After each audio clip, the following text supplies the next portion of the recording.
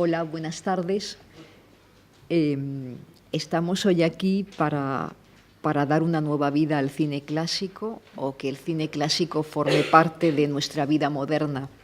Inauguramos así el ciclo de clásicos modernos, el cual formará parte de la programación permanente de Casa América, sobre todo con vuestro interés y colaboración, porque si no estaría muerto.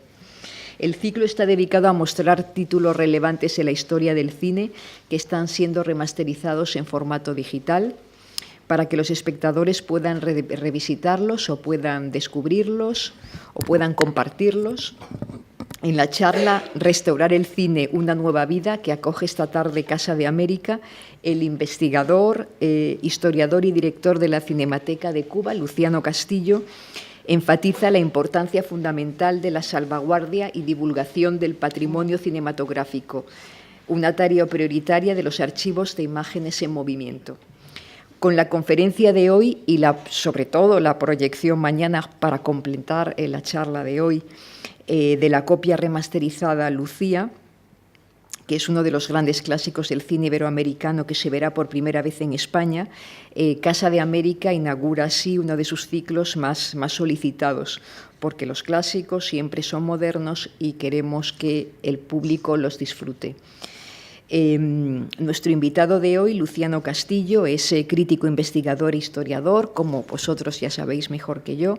Es máster en cultura latinoamericana, es miembro de la Unión de Escritores y Artistas de Cuba y ha publicado infinidad de libros, solo o en coautoría. Por ejemplo, entre los mismos se encuentra La verdad 24 veces por segundo, Concierto en imágenes, Con la locura de los sentidos, Ramón Peón, El hombre de los glóbulos negros, Entre el vivir y el soñar, pioneros el cine cubano y la edición definitiva de Cronología de cine cubano, que es, según él me señala, pues uno de su libro fundamental. Conversaciones con Jean-Claude Carrière, Carpentier en el reino de la imagen, El cine es cortar, El cine cubano a contraluz, Trenes en la noche y Retrato de grupo sin cámara, además de otros muchos. O sea que, como veis, es una persona súper experta que podría estar hablando con nosotros, no solamente la tarde de hoy, sobre el tema que nos invita hoy a conversar y dialogar aquí, sino sobre otros muchos temas del cine. O sea que posiblemente en futuras ocasiones contemos con su presencia y con su sabiduría. Y sin más dilación, paso la palabra a Luciano Castillo. Gracias. Bien, buenas tardes. Muchas gracias, ante todo, a Teresa Toledo y a Casa de América por esta posibilidad de compartir con ustedes estas reflexiones sobre qué significa restaurar una película y esa nueva vida que se le da a partir del momento en que las imágenes salen de un laboratorio digital. En su momento, nuestro Alejo Carpentier calificó el siglo XVIII como el siglo de las luces, y Arturo Risten, el cineasta mexicano, bautizó el siglo XX como el siglo de Lumière. Y no le falta razón, porque justamente es un siglo marcado por el nacimiento de esta arte que nos arrebata y nos convoca a todos, que es el cine, la famosa, el séptimo arte, así llamado por el italiano Ricciotto Canudo. Pero tantos años de cine, ya más de un siglo de cine, han conformado un patrimonio fílmico del cual ya hay que llamar la atención, sobre todo porque muchos títulos que uno recuerda, muchos títulos que a veces son más leídos que vistos por no tener acceso a las copias, han desaparecido por infinidad de razones, desde la bulia, la falta de climatización, la desaparición cuando era en formatos de nitrato con su autocombustión propia, hasta catástrofes como lo ocurrió con el incendio de la Cineteca de México, que se perdió el acervo atesorado durante años. Entonces, ante estos obstáculos que atentan contra la historia del cine, ¿qué hacer? Han existido infinidad de iniciativas. Hay que señalar que, por ejemplo, del periodo silente se ha perdido irremediablemente un porciento muy elevado. En Cuba prácticamente todo el cine silente se perdió, por citar un ejemplo, y en México no queda mucho, y me estoy centrando fundamentalmente en los países de América Latina, en Brasil no mucho, es decir, por la falta de atención que existía y al mismo tiempo por la carencia de una cinemateca o de una institución que se preocupara por la salvaguarda. Podemos mencionar, por ejemplo, que en Cuba antes de 1960 no hubo ninguna institución ni ningún gobierno que se preocupara por apoyar el cine y convertirlo en una industria y simplemente el cine cubano nacía y desaparecía con cada película que se producía. Es decir, se formaba una compañía, producía una película, estrenaba y después desaparecía porque nunca era rentable por problemas de distribución. Pero mucho de ese cine desapareció irremediablemente, como digo, y lo mismo ocurre en otros países. Desde ya de los años 90, quizás un poco antes, hubo un llamado de alerta a partir de las iniciativas y de la Federación Internacional de Archivos Fílmicos a salvar el pasado para el futuro. Esta frase no es una mera consigna y se ha convertido cada día en una tarea urgente a acometer por todas las cinematecas e instituciones que tienen que ver con la preservación del patrimonio fílmico de cada país, porque como mencionara nuestro cineasta Julio García Espinosa, un país sin imagen es un país que no existe. Y por eso es la importancia que se debe otorgar cada entidad dedicada a la preservación en cada país para la preservación de sus títulos fundamentales, no solamente de ficción, sino hasta incluso una película casera es tan importante como puede ser un documental ya terminado, porque es el testimonio de una época, un momento determinado. Aquí en España, por fortuna, cuentan algunas de las instalaciones más importantes en cuanto a la preservación, y la Filmoteca Española es un ejemplo, que tiene un edificio deslumbrante, y al mismo tiempo otro aparte para las películas nitrato, que aquí se conservan porque es un material altamente inflamable y que requiere una atención muy especial, pero al menos queda ese testimonio, porque hay películas que existen en ese formato o en ese soporte y que no han sido transferidas a 35 milímetros y a celulosa, que fue lo que ocurrió, por ejemplo, en Cuba. Todo el nitrato se destruyó voluntariamente después de transferirse a otro soporte de celulosa y se destruyó por los incendios que podía provocar. Por ejemplo, toda la obra del pionero del cine cubano por antonomasia, Enrique Díaz Quesada, pereció en una explosión de esas, en un depósito por las películas de nitrato, y solo sobrevivió 1 minuto, que es el corto El Parque de Palatino. Entonces, uno de los grandes paladines de la restauración del cine es un cineasta que lo admiramos mucho como cineasta y tendremos que rendirle tributo y hacerle alguna vez un monumento por su consagración a salvar el cine, y es Martin Scorsese. Martin Scorsese, al igual que Fernando Pérez, que ha estado aquí en Casa América, él se reconoce que más que cineasta es un cinéfilo, y por eso defiende el cine que él vio en su momento y que él quiere que en el futuro los espectadores vean.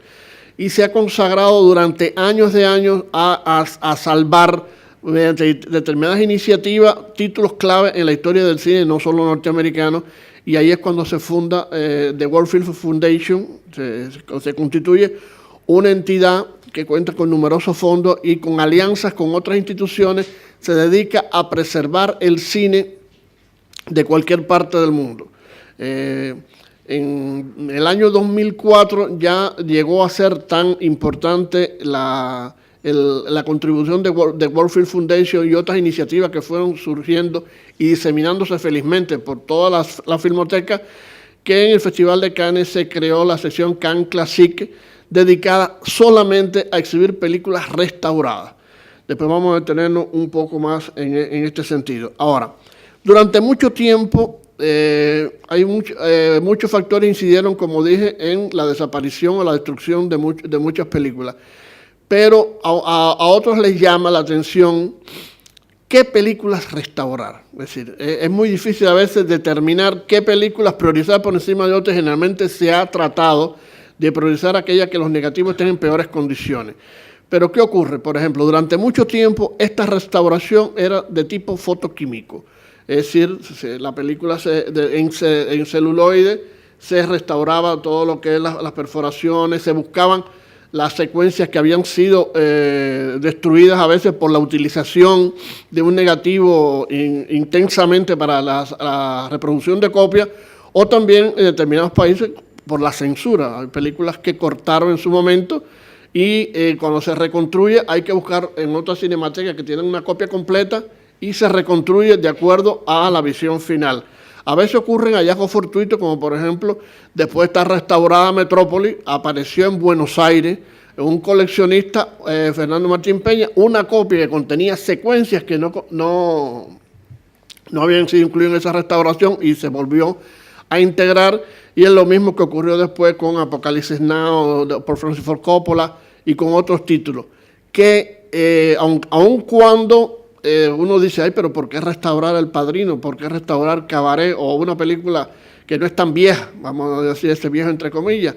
Y es que justamente a veces son películas, vamos, ejemplo clásico, Vértigo, de Hitchcock, estuvo en un estado deplorable y les costó mucho trabajo restaurarla porque el negativo había sido sometido a una intensa labor de reproducción de copia y entonces se había dañado mucho, entonces tuvieron que trabajar intensamente con todo este negativo y reconstruir, incluso hay un documental sobre el proceso de reconstrucción de Vértigo desde el punto de vista fotoquímico, un laboratorio fotoquímico. Entonces no existía la llamada tecnología digital que ha marcado un antes y un después.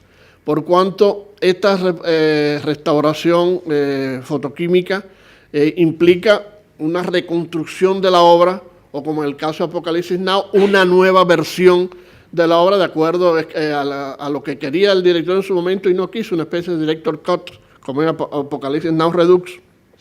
Pero la tecnología digital ha marcado ese antes y un después, por cuanto con las herramientas digitales se puede lograr una perfección tal que realmente sorprende, y ustedes lo van a ver mañana cuando exhibamos Lucía, ¿no?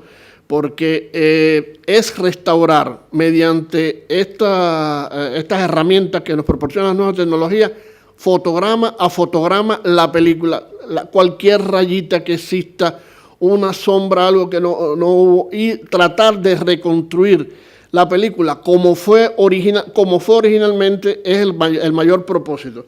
Aquí hay una especialista italiana que dice que la restauración consiste en recomponer la estructura de la película mediante la inexorabilidad del tiempo. Este es el kit de la restauración digital. Y obtener una copia tan próxima al original como sea posible.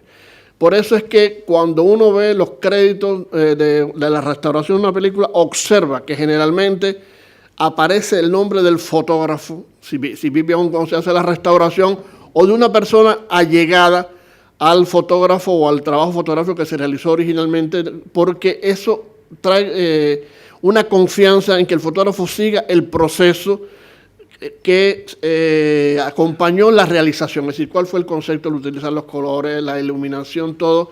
Y Lucía es un caso muy particular. Cuando la vean mañana, en el momento que el laboratorio de Bologna, el laboratorio de Immagine Ritrovata, que es realmente un laboratorio de alquimistas como era en la Edad Media, para restaurar las películas, le llamó la atención el tratamiento fotográfico en determinada secuencia y llamaron a Cuba, y ya el fotógrafo había muerto, pero se consultó a un fotógrafo, ha llegado a por qué se había utilizado ese material, y es que el fotógrafo, para lograr una textura diferente en un flashback que hay en la película y en otras imágenes, acudió a material de sonido para imprimir y que hubiera unos contrastes muy fuertes entre el blanco y el negro que contribuyen a la expresividad que quería el director. Y eso lo trataron de lograr en el laboratorio y lo verán también mañana en esta copia de Lucía. Es decir, es tratar de buscar la mayor aproximación posible. Y otro ejemplo de esta colaboración con el fotógrafo, en el archivo de la Academia de Artes y Ciencias Cinematográficas de Hollywood se restauró los sobrevivientes de Tomás Gutiérrez Alea, y también les llamó la atención de que al ser la restauración digital, los colores de la película eran muy superiores a los de incluso la copia que se llevó aparte de los negativos a Hollywood para tomarla como punto de partida. Y es que originalmente en Cuba se utilizaba un material que se llama Orwo, producido por la desaparecida República Democrática Alemana, que nosotros comúnmente, y me disculpo, le decíamos cacacolor, ¿no? Porque eran unos colores terribles, y después, incluso en la actualidad, cuando uno ve una copia en Orwo, tiene unas manchas que marcan la película, es un material muy perecedero, y entonces cuando se sorprendieron, es el mismo fotógrafo de la película, Mario García Joya, que vive en Miami, señaló que no, que prefería que la película estuviera con esos colores, que eran los que se querían con Fuji, con el material Fuji, y no los que tuvieron que lograr con el Borgo. Entonces la película tiene ahora un color que en algún momento se exhibirá aquí en Casa de América, que es sorprendente. Y era el color que quería el director, el color que quería el fotógrafo, y que en su momento, por cuestiones de limitaciones técnicas, no se pudo lograr. Pero felizmente se hizo gracias a la colaboración del fotógrafo. Y observen siempre, ese crédito aparece en todas las restauraciones, porque siempre se acude no solamente a los negativos y a algunas copias de referencia, sino a personal que estuvo vinculado a la producción de la película. Es también, y siempre cito como ejemplo las películas cubanas porque he participado directamente en este proceso.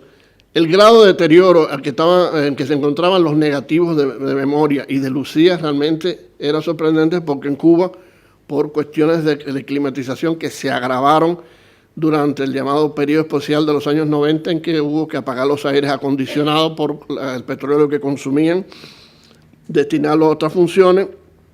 Esto hizo que se malograra gran parte del acervo del cine internacional de la Cinemateca de Cuba, aunque se trató de preservar y mantener el de cine cubano. Pero aún así, esta climatización, prácticamente casi 10 años sin aire acondicionado, unido a la elevada humedad de nuestra isla caribeña, incidieron negativamente en ese material base, y tuvieron que trabajar muy duro en la Cineteca de Bolonia para poder restaurarlo. Y gracias a que existía una copia de lujo de Lucía en los fondos de la antigua República Democrática Alemana, y otra copia también en el British Film Institute, disculpe, la Cineteca de Bolonia logró reconstruir la película a partir del negativo que mandamos, más esos otros que felizmente se conservaban mejor. Y con memoria de su desarrollo había ocurrido lo mismo. La incidencia del tiempo había sido terrible y se hubiera perdido una película que, como Lucía, figura entre los más importantes del cine iberoamericano, y las dos en varias selecciones de las mejores películas de todos los tiempos. Debido a los avances en tecnología y a las transformaciones estéticas y éticas que ha habido a lo largo de la historia, la actitud que hay que tener en restauración debe ser de incertidumbre y de apertura. Para cumplirlo, casi todas las escuelas de pensamiento proponen una simbiosis entre archivos y laboratorio.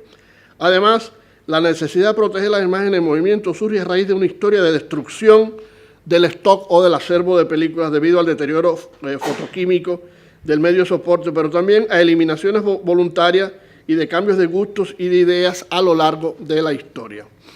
La constitución de un público concreto para películas restauradas, con la capacidad de apreciar los estándares visuales y representativos de épocas pasadas, es el primer éxito de la preservación y la restauración de las películas. Un diálogo como este entre diferentes épocas se basa en un conocimiento renovado y enriquecido sobre el valor cultural de las imágenes en movimiento.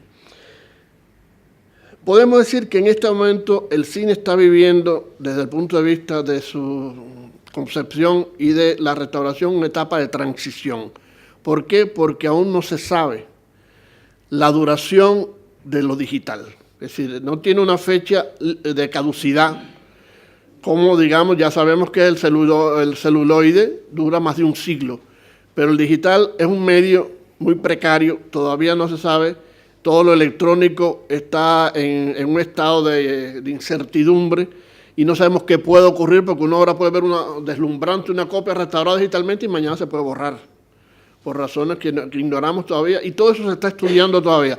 Por lo que lo más recomendable, y lo que muchas personas e instituciones están haciendo, como por ejemplo la Academia de Hollywood y the World Film Foundation, es cuando restauran en digital, inmediatamente después hacen una copia en 35 milímetros y se guarda, porque el 35 milímetros sigue siendo el soporte principal. Por ejemplo, en memoria de su desarrollo ya tiene su copia en 35, realizada a partir de la restauración digital, depositada en el archivo de la Academia de Arte y Ciencias Cinematográficas de Hollywood. Y eso realmente nos da una confianza, porque el digital, ya le digo, es como todas estas nuevas tecnologías que son perecederas, ¿sí? Esa fecha de caducidad nadie la ha podido determinar. En Francia están haciendo investigaciones de todo punto de vista a cómo guardar, cómo buscar lo de preservar, el lugar exacto para preservar y buscar un tiempo mayor, pero todavía, insisto, el escepticismo e incertidumbre es la que rodea todo esto. Es decir, estamos en un estado transitorio, de transición, y no sabemos cuándo va a detenerse, porque todo depende de las investigaciones que están haciendo para determinar. Ahora, hay que tomar en cuenta unos principios éticos de la restauración, que son, y repito, la fidelidad al original. Es decir, no traicionar la concesión del director, porque no es hacer una película que él no concibió. La transparencia de las intervenciones, es decir, hasta qué punto, si un director quiso que una imagen tuviera determinado filtro, que apenas se viera determinado personaje, tampoco es buscar a todo lo contrario una restauración digital, sino tratar de conservar eso. Y sobre todo, la preservación de esa pátina del tiempo. Es decir, ¿no? A veces, como decimos en Cuba, se les va la mano en algunas restauraciones, y cuando yo, por ejemplo, vi el Chicuelo de Chaplin recientemente, uno dice, oye, de verdad que ni Chaplin la vio así en su momento, porque es de una perfección tal que sorprende. El Chicuelo de Chaplin parece que se filmó hoy por la mañana. Y como eso, uno puede citar el patrimonio Buster Keaton, que está haciendo el proyecto Keaton, que lleva a cargo la Cineteca de Bolonia.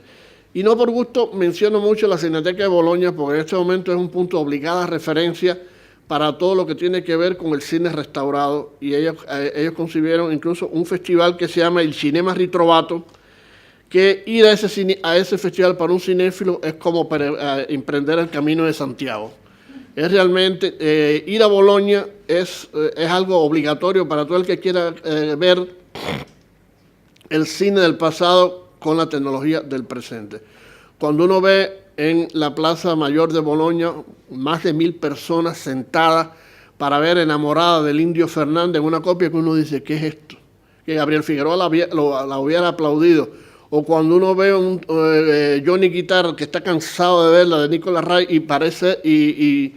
y descubrirla por primera vez, y lo mismo ocurrió con El acorazado Potemkin, uno se sorprende porque ese es el cine del pasado salvado para el futuro.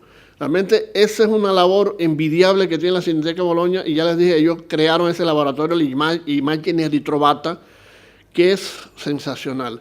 Ya tiene incluso sucursal en Hong Kong y otros lugares para contribuir en distintas áreas geográficas a la preservación del patrimonio fílmico mundial.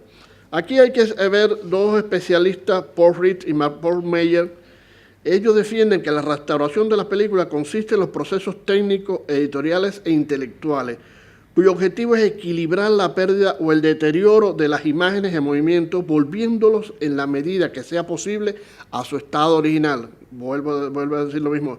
Y conservando siempre que se pueda el formato original. Es decir, el formato original si fue en Cinemascope, si no, todo eso hay que tenerlo en cuenta. La restauración digital, dice, transfiere la imagen al medio soporte digital para modificarla y después volverla a transferir a un medio basado en la pantalla. El digital termina en un soporte llamado DCP,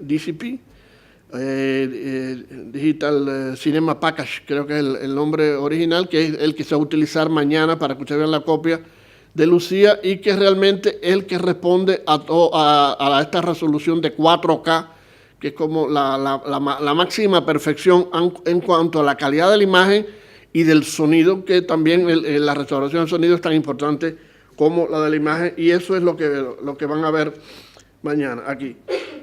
Hay que tener en cuenta también que un dispositivo analógico guarda los datos en unidades físicas, es decir, los rollos o los bobinas, que siempre son variables, mientras que digital utiliza un código binario basado en unidades discretas.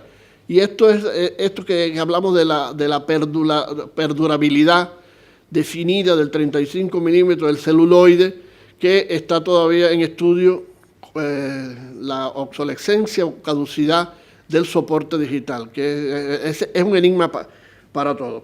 Ahora, también existe en este momento, a partir del surgimiento de la tecnología digital, un gran enigma en toda la cinemateca. ¿Cómo conservar un DCP que es como si fuera un disco duro que varía el tamaño de una forma u otra? cuando ya se había determinado bien que los rollos necesitan determinado grado de temperatura, de humedad, y en este momento hay una gran revolución en la Federación Internacional de Archivos Fílmicos para ver, porque muchos distribuidoras no se preocupan por depositar un DCP de una película restaurada, porque no todas, insisto, se llevan el soporte al final de 35. De hecho, muchos recordarán que cuando comenzó esta revolución, empezaron a cerrar los laboratorios de químicos, como que ya eso no iba a existir más, y después han tenido que abrir unos cuantos, porque realmente es imposible no depender del resultado final que se obtiene en esos rollos grandes, enormes, que ocupan un espacio, pero que ahí está el cine de hoy para mañana. Esto es muy importante saber. Esta revolución que ha ocurrido en toda desde el punto de vista tecnológico incide también en la organización y la concepción de una cinemateca. ¿Cómo conservar esto? ¿Cómo estos discos duros se almacenan? Porque también usted sabe que un disco duro es de una fragilidad tremenda. Un pequeño golpecito o algo puede destruir toda la información que tiene, y a muchos nos ha pasado, ¿no? Y lo mismo ocurre con el DCP, que es un disco duro con otro tipo de elaboración. Entonces, eso es una especie de fenómeno que está estremeciendo en todo el mundo y que ha sido objeto de atención en los congresos de la Federación Internacional de Archivos Fílmicos. Insisto aquí en que la restauración de la película actual, las técnicas por ordenador tienen una función más importante a la hora de restituir las imágenes que han sufrido daños debido a accidentes físico-mecánicos o al deterioro químico del material.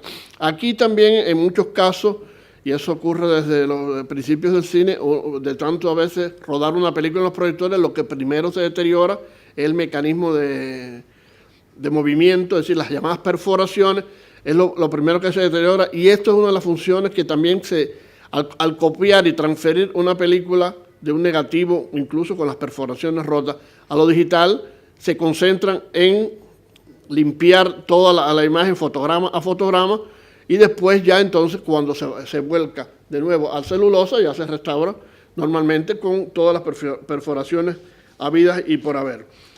La resolución en este caso es otro factor clave. Ya mencioné lo del 4K, que es la resolución ideal, pero también a partir de 2K se están haciendo restauraciones en algunos países con menos complicadas. Digamos, en Argentina, un gran lote de cine argentino se anunció de que había sido restaurado digitalmente, y lo que habían hecho era transferirlo a 2K, los negativos, pero no habían trabajado sobre la imagen de cada una de esas películas, que es el paso final. Es decir, cuando uno dice una restauración digital integral, es como la que van a ver mañana. Es decir, que se trabajó fotograma a fotograma, independientemente de la duración de la película, si es blanco y negro o color, pero para restaurar la concepción original, y no esto que a veces es un negativo de estos mismos que, por ejemplo, en Argentina, repito, transfirieron a digital con todos los problemas habidos y por haber que pudo haber tenido ese negativo, una raya, un fotograma que saltara, y eso es una de las cuestiones que se elimina con el llamado 4K. Yo les quiero llamar la atención sobre la importancia que están dando los festivales fundamentales de cine, o festivales clase A, al cine restaurado. Por ejemplo, Cannes, ya dije que en el 2004 comenzó la sesión Cannes Classic, y en el año 2016, por ejemplo, en la edición número 69, presentó 21 copias restauradas de 13 países. En este caso, ahí estaba desde Suiza, Croacia, Checoslovaquia, Pakistán, Cuba, por primera vez con memoria de su desarrollo, Tailandia, Hungría, Estados Unidos, Polonia, Japón, la Unión Soviética antigua, Francia y Egipto. Como ven, hay una diversidad de países muy grande, como también se busca también alguna representatividad por década. Por ejemplo, de los años 30 había una sola película, de los años 40 otra, de los 50 estaba, por ejemplo, Cuentos de la Luna Pálida de Agosto, de Kenji Mizoguchi. Y de los 60 hay una mayor selección, está desde Memoria de su Desarrollo, de Cuba, hasta Icaria XB1, una película de ciencia ficción checoslovaca, y podemos citar Masculín Femenín de Jean-Luc Godard, o la única película que dirigió Marlon Brando como realizador, que fue Jack el Tuerto, en el año 61. En los 70, convergen desde una película húngara muy importante, Amor, de Karol Mag, a Solaris, realizada en 1972 por Andrei Tarkovsky. Y de los 80, el Decálogo de Kieslowski y el Balmón de Milos Forman. Como ven, una película de los 80 ya es objeto de una restauración, porque eso tiene que ver con el estado del negativo.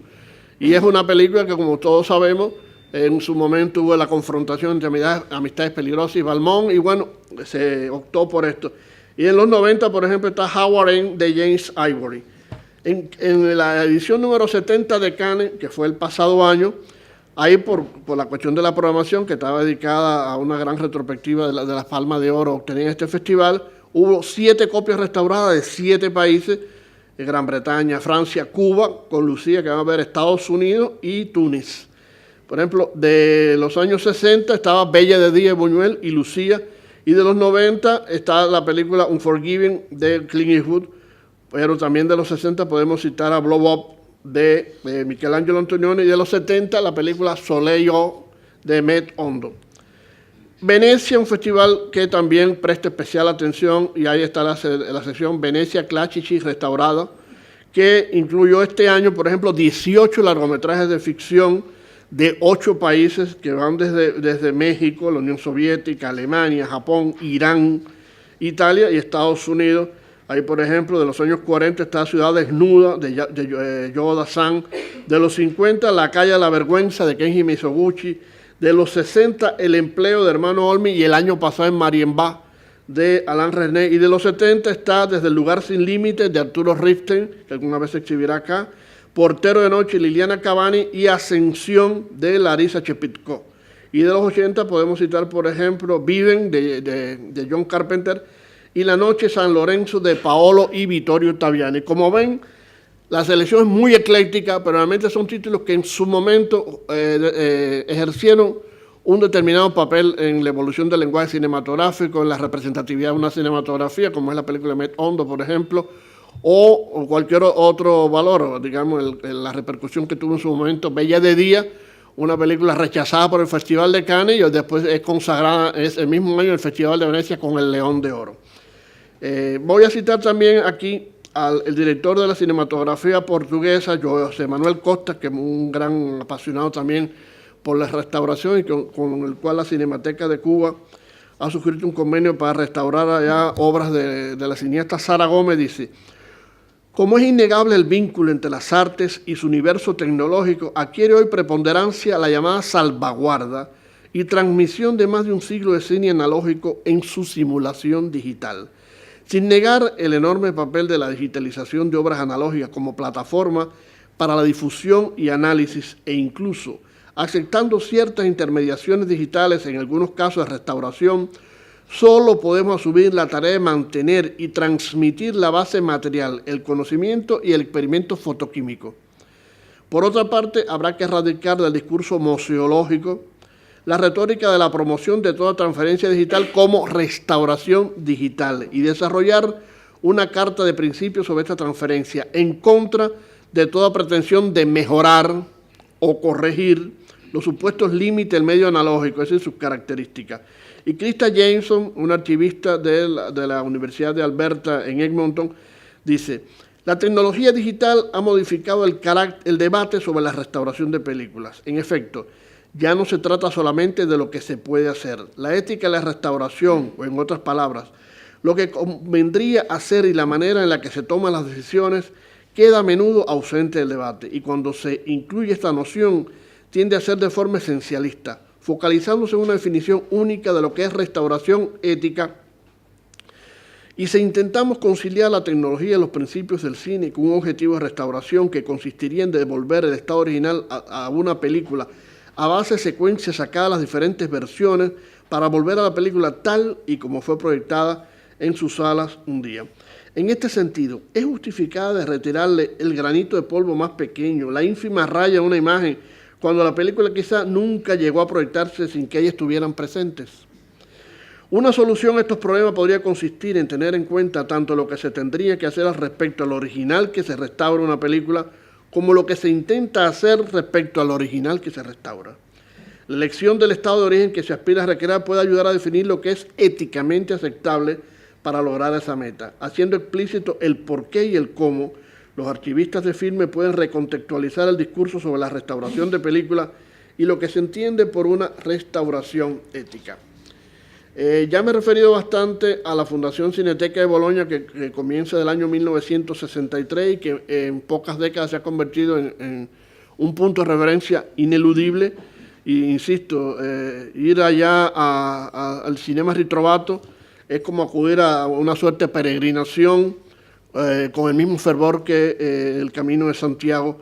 Y la preservación de la película se ha constituido en una parte fundamental de la misión de cada archivo. No solamente conservar la película en su estado original, sino revisar esto a ver qué se puede salvar con las tecnologías contemporáneas y al mismo tiempo darles esa nueva vida que emprenden a partir de los festivales. Muchos archivistas, incluso archivistas tan famoso como lo fuera en su momento Henry Langlois, el fundador de la Cinemateca Francesa, él defendía que una cinemateca era exhibir su acervo, mientras que otros prefieren conservarla guardado allí y, salvo excepciones, presentarlo al público. No, pero él era exhibir todo lo posible, y esto es lo que se logra a partir de la restauración. Cuando una película se restaura, es como si se realizara por primera vez, se exhibiera por primera vez y emprende esta nueva vida a partir de los festivales, a partir de la promoción de la Cinemateca o instituciones como esta, en que se redescubre el patrimonio fílmico de ayer para el futuro. Es decir, se ha salvado una parte del pasado, aunque sean unos pocos minutos, para el futuro. Y si se logra que cada una de estas películas restauradas digitalmente, insisto que esto es una obsesión, se transfiere a 35 milímetros, imagínense cuántas personas, cuando ninguno de nosotros exista, van a poder acceder a estas películas. La Federación Internacional de Archivos Fílmicos también tiene en su plataforma fundamental la preservación y el estudio de todo lo que se pueda salvar apelando a las herramientas digitales. Y voy a prestar especial atención a la UNESCO. La UNESCO tiene desde 1992 el programa La Memoria del Mundo, que es un registro, o el registro de la memoria del mundo, en que cada país propone de su patrimonio cultural aquello que piense que debe preservarse para la historia de la humanidad a partir de los principios mismos de la UNESCO. Y el programa desde el año 1992 existe. Y ahí están desde la partitura de Brahms o Schönberg hasta obras importantes de la literatura, edificios, papiros que sobreviven de décadas pasadas. Y está el cine. El cine posiblemente sea el menos representado dentro del programa de Memoria del Mundo de la UNESCO. Yo estuve haciendo alguna indagación y la película Metrópole de Fritz Lang, esa obra maestra absoluta, fue la primera que se inscribió en el año 2001, y después de esta le corresponde el lugar a Los Olvidados de Luis Buñuel, también esa pieza clave en la filmografía buñueliana y en la historia del cine, que realizó en México y que se inscribió a partir de la propuesta de la Universidad Nacional Autónoma de México. Después otros títulos han pasado a formar parte del acervo. Ahí podemos citar, por ejemplo, el caso de la historia de la banda de Kelly, una película australiana del año 1906 que se daba por perdida y se reconstruyó, y en el 2007 se inscribió en el programa Memoria del Mundo. Está también el corto animado de 1952, Vecinos, realizado por Norman McLaren, y en el 2009 pasó a formar parte del programa Memoria del Mundo. Está El Mago de Oz de Victor Fleming, que increíblemente, con tantas otras películas importantes dentro del cine norteamericano, esta fue la que se propuso y fue aceptada en el Registro de Memoria del Mundo, que tiene una gran, digamos, no solamente repercusión, sino votaciones en todo el mundo de especialistas que estudian para inscribir la película, que no deja de ser un clásico. Y después tenemos ahí los negativos originales del noticiero ICAE latinoamericano, que fueron propuestos para la Cinemateca de Cuba en el 2008 y registrados en el programa de Memoria del Mundo 2009, y que, como diría uno de los realizadores, es como el editorial de la Revolución Cubana, este noticiero, del cual se hicieron 1.490 ediciones semanales entre 1960 y el 1990, y el tiro de gracia para que desapareciera fue justamente la desintegración del campo socialista y de la República Democrática Alemana, de donde venía la famosa película Orwo, que en blanco y negro era la que nutría el laboratorio para poder realizar el noticiero ICAI latinoamericano. Para que vean, en este caso, el primer noticiero que es registrado en el programa de Memoria del Mundo de la UNESCO, y después, más recientemente, tenemos los noticieros cinematográficos e históricos del Instituto Luce en Italia, que fue aceptado. La importancia de este programa de Memoria del Mundo es que al mismo tiempo que se registra, no es para que esté esas obras pasivamente inscritas ahí en ese lugar, sino que esto provoca, origina, genera una serie de convenios con instituciones para hacer lo imposible para preservar ese acervo que se registra en la memoria del mundo. Es decir, los olvidados, por supuesto que después de estar inscritos, aunque había buenas copias, se logró una restauración mejor de Metrópolis. Ya yo dije la historia al principio, lo mismo ha pasado con el Mago de Oz, el Instituto Luce de Italia.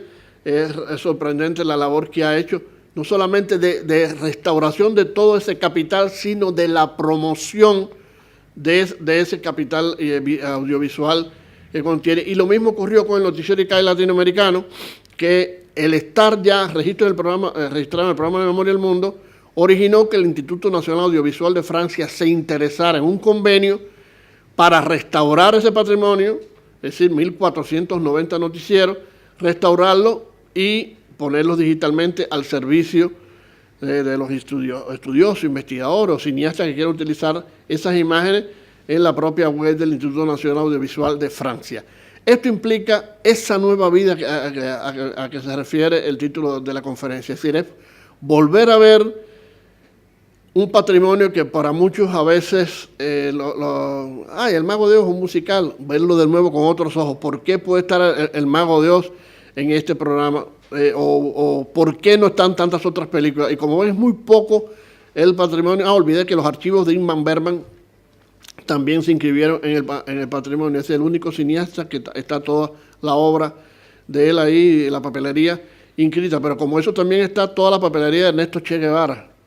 Y también correspondencia de muchos grandes líderes de la historia de la humanidad, de procesos jurídicos. Es decir, yo les invito al que quiera investigar esto porque realmente es apasionante cuando uno lee lo que ha pasado, lo que se ha registrado en el programa de Memoria del Mundo y coincidencia tiene en el caso del cine, la restauración y la nueva vida que reciben estas películas es como un espaldarazo nuevo. Es decir, echar a andar una criatura que puede que tenga ya más de medio siglo de vida, pero que comienza a andar de nuevo para ponerse en contacto con las nuevas generaciones de espectadores.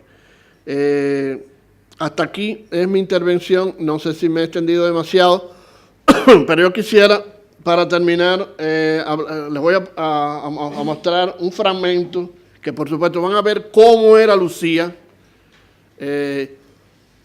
ante esa restauración y cómo, con los que la vean mañana se van a sorprender porque cuando yo vi esta copia, lo mismo me ocurrió con Memoria de su Desarrollo, cualquiera está restaurada, es como si yo no hubiera visto nunca la película, pero no solamente en este caso que soy un estudioso o un cinéfilo, ¿no?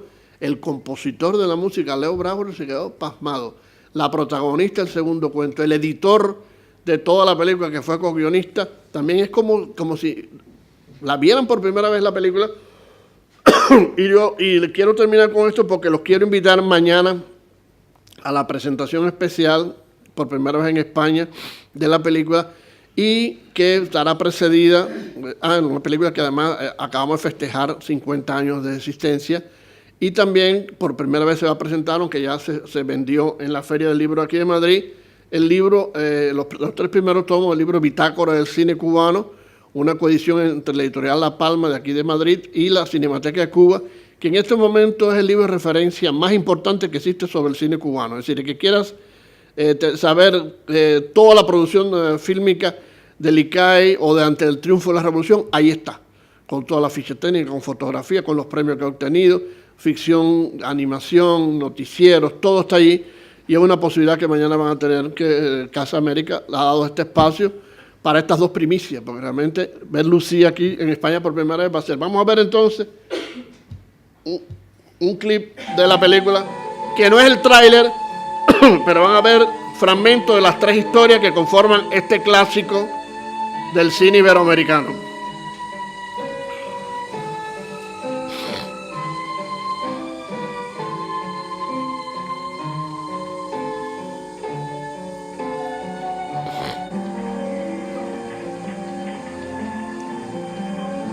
Son tres cuentos, como vieron, desarrollados en tres historias distintas. Está todo despeinada. Mira a ver si te arreglas un poco. Vamos a ver a Lucía. Sí, vamos. Hay que decirle que llegó Paquita, el esposo. Buenos días. Buenos días. ¿Qué tal? ¿Cómo están? ¿Qué tal, doña Fidelina? Bien, Lucy. Mira quién está allí parada en la puerta de la iglesia. ¿Dónde? Acaba de llegar de París. Mira todo lo que tiene puesto. Mira qué sombrero. Delicioso. Mira el esposo, mira el esposo. Dicen que es un hombre riquísimo. Riquísimo, pero muy gordo. ¡Qué rarísimo! Ay, qué lindo. Me parece que está muy contenta. No, pero, Que parece contenta. Está contenta, le están comprando un todo de tienda. No, pero el marido es horrible. Yo no le Ay, pero yo por acá digo, Vamos. Este es el cuento que se ubica en 1895.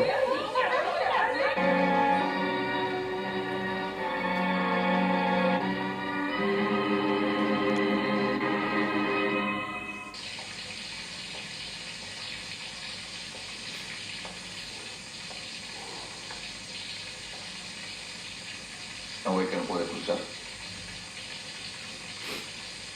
Puedo estar. Buenas. ¿No se acuerda de mí? Cuando era pequeña no quería moverme de aquí. Mi padre tuvo que hacerme una casita de madera.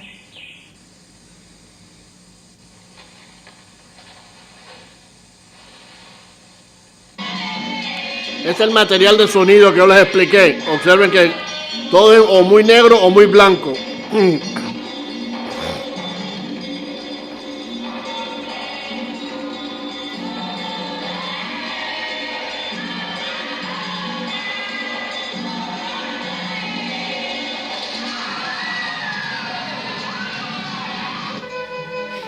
Esta es la segunda historia, que se ubica en 1933 en la ciudad de Cienfuegos. ¿Dónde es la casa? Es para allá. No te... O sea, tienes que llegar al cambio 2 meses antes de la temporada. Pero tu padre está loco. Esta cosa está terrible. ¿Verdad?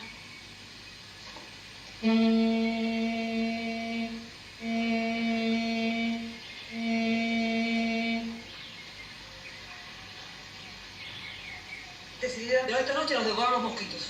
Allá tú, cuando papá te ve, va a poner el grito en el cielo. Bueno, hija, tu padre que ponga en el cielo lo que le dé la gana. Pero aquí en la tierra que se ocupe de nosotros.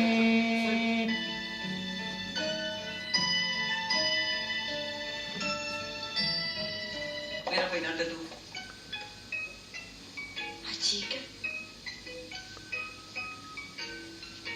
¿Sabes con quién me encontré? ¿Con quién?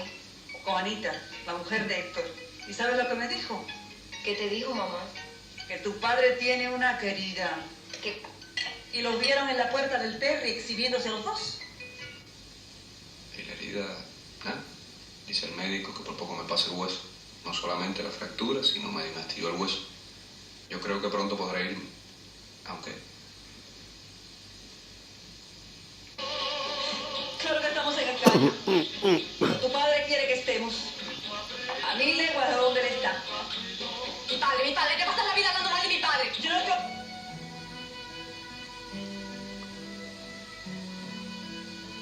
Tú eres mi primera mujer. Que se levanta hacia el cuello. La oreja es obra divina. No te desesperes. Cuando me nivele, te mando a buscar y vienes conmigo para La Habana.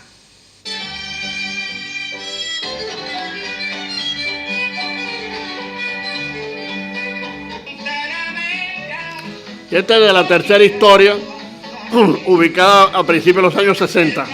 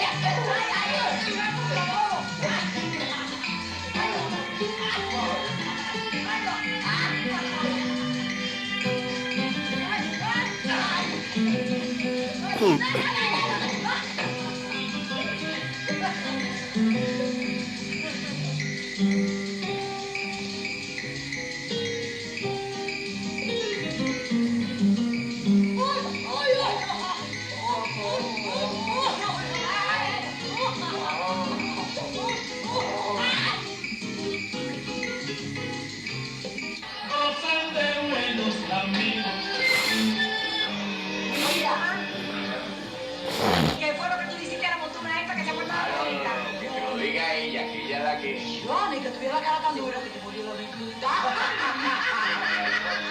¿Qué te pasa? Lo que pasa es que han cogido el tiro del blanco aquí a ti y a mí. Por la tarde, cuando salía el vaso de Julián, abajo salir, el hijo del maestro panadero. En otra rumbo del campo, el mareo. Oye, ¿qué te va? ¿En el diablo me tiene el guapo? Oye, tú estás bailando con esa mujer, chico.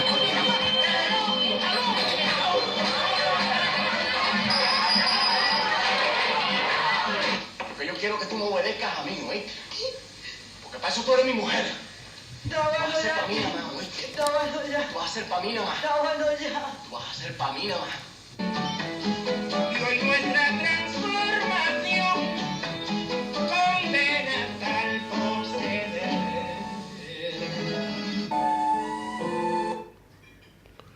Bueno, ya vieron el kit de Lucía y espero que les sirva como una especie de aperitivo para ver esta obra maestra de nuestro cine y compartir este renacimiento que implica su restauración digital. Os reitero la gratitud y nos vemos mañana. Muchas gracias.